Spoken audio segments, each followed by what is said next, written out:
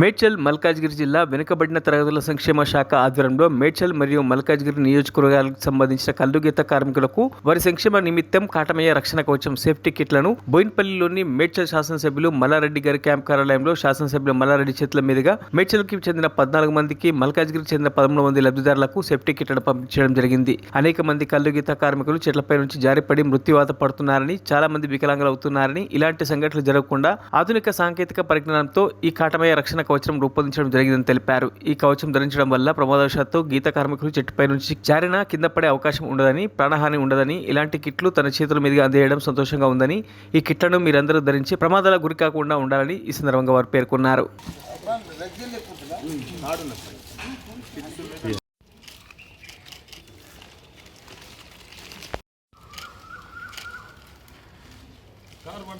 లేదు సార్, వస్తలేదు సార్, వస్తుంది.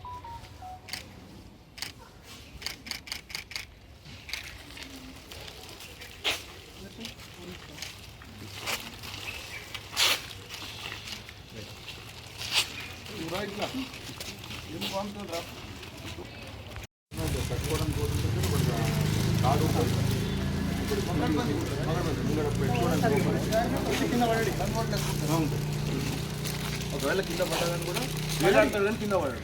వేలాడతాడు 4-5 గంటల దాకా అట్లా ఉంటుంది. కింద పడ్డాడు రెగ్జిల్ ఎక్కుంటుందా ఆడున్నా.